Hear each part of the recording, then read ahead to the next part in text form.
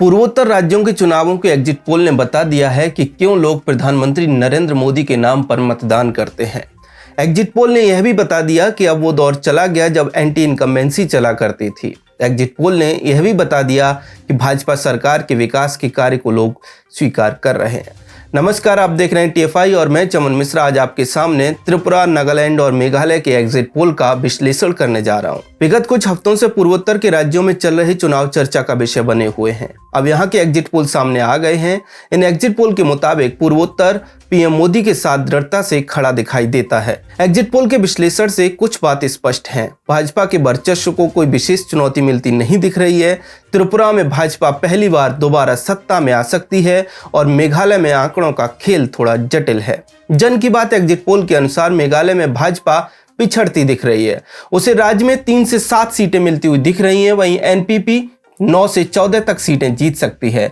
इसके साथ ही कांग्रेस समर्थित UDP को 10 से 14 सीटें मिलती हुई दिख रही हैं। यहाँ यह समझना आवश्यक है कि मेघालय के NPP नेता एवं मुख्यमंत्री कॉनरेड संगमा की नीतियों का विरोध करते हुए भाजपा ने उनसे अलग होकर बिना किसी गठबंधन के चुनाव लड़ने का निर्णय किया था। इंडिया न्यूज जन की बात के अनुसार त्रिपुरा में भाजपा 29 से 40 सीटें जीतकर अपनी सत्ता बचाती हुई दिख रही है। कांग्रेस और वामपंथी गठबंधन यहाँ 9 से 16 सीटों पर सिमट जाएगा, जबकि नई पार्टी TMP अर्थात टिपरा मोथा पार्टी 10 से 14 सीटें जीत सकती है। कांग्रेस और वामपंथी पार्टी के गठबंधन का त्रिपुरा में इतनी बुरी स्थिति में होना बहुत महत्वपूर्ण है, क्योंकि त्रिपुरा में कभी कांग्रेस तो कभी वामपंथी पार्टियों का ही वर्चस्व रहा है।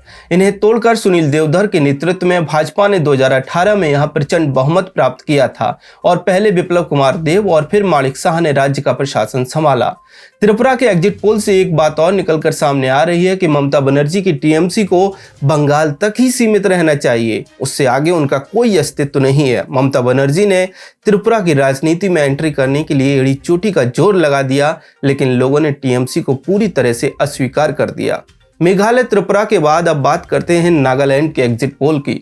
नागालैंड में भी भाजपा समर्थित गठबंधन अपनी सत्ता बचाता हुआ दिख रहा है। इंडिया न्यूज जन की बात एग्जिट पोल के अनुसार भाजपा और NDPP का गठबंधन 35 से 40 सीटें जीत सकता है। कांग्रेस को 0 सीट और NPF को 6 से 10 सीटें मिल सकती हैं।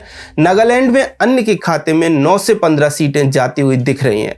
नागालैंड के एग्जिट पोल बता रहे हैं कि गठबंधन से इतर भाजपा अकेले भी इस बार नागालैंड में अच्छी सीटें जीत सकती है और इसमें महत्वपूर्ण भूमिका भाजपा के नागालैंड अध्यक्ष टेमजेन इमना अलोंग की हो सकती है, जिन्होंने नागालैंड में भाजपा का प्रभाव बढ़ाने का हर संभव प्रयास किया है। सभी एग्जिट पोल्स को एक साथ देखें तो एक तस्वीर स्पष्ट दिखती है कि मेघालय में भाजपा को गठबंधन से बाहर निकलकर चुनाव लड़ने का नुकसान होता दिख रहा है, लेकिन यदि भाजपा को 7 से अधिक सीटें मिलती हैं और परिणाम त्रिशंकु विधानसभा के आते हैं तो निश्चित तौर पर भाजपा किंग मेकर की स्थिति में होगी। क्षेत्रीय पार्टियों की यदि बात करें तो ऐसा प्रतीत होता है कि स्थानीय पार्टियां थोड़े बहुत बदलाव के साथ जिस स्थिति में थीं उसी में रहेंगी। हालांकि TMP अर्थात टिपरा मोथा पार्टी को अवश्य लाभ होता दिख रहा है, जबकि वामपंथी पार्टियों के लिए स्थिति ढाक के 3 पात वाली रहेगी। परंतु कांग्रेस और तृणमूल कांग्रेस यानी TMC की बात हमें निश्चित तौर पर पृथक तौर पर करनी पड़ेगी, क्योंकि दोनों ही पार्टियों ने त्रिपुरा में विशेष प्रयास किए थे, लेकिन उनके हाथ कुछ भी आता नहीं दिख रहा है। कुछ विश्लेषकों का यह भी मानना है कि भारत जोड़ो यात्रा में पूर्वोत्तर को न जोड़ना कांग्रेस के लिए बहुत भारी पड़ा, परंतु यदि हिमाचल प्रदेश को छोड़ दें तो कुछ माह पूर्व हुए चुनावों के परिणाम भी कांग्रेस के लिए निराशाजनक ही थे। पूर्वोत्तर में भाजपा जो आज सबसे शक्तिशाली पार्टी के तौर पर उभरी है, उसमें सबसे बड़ा योगदान प्रधानमंत्री नरेंद्र मोदी की नीतियों का है, जिनके अंतर्गत पूर्वोत्तर के द्वार पर उन्होंने दिल्ली को पहुंचाया है और वहां विकास की शुरुआत की है। इसके साथ ही पूर्वोत्तर लोकतांत्रिक गठबंधन या फिर नेडा के संयोजक और असम के मुख्यमंत्री हिमंता बिस्वा शर्मा भी भाजपा गठबंधन को और मजबूत और सशक्त बना रहे हैं। ऐसे में अब हमें 2 मार्च की प्रतीक्षा करनी चाहिए, जब एग्जिट पोल की बजाय हमारे सामने चुनावी परिणाम होंगे और उसके आधार पर विश्लेषण किया जा सकता है। आपको हमारा ये वीडियो कैसा लगा, कमेंट सेक्शन में अपनी राय अवश्य साझा करें।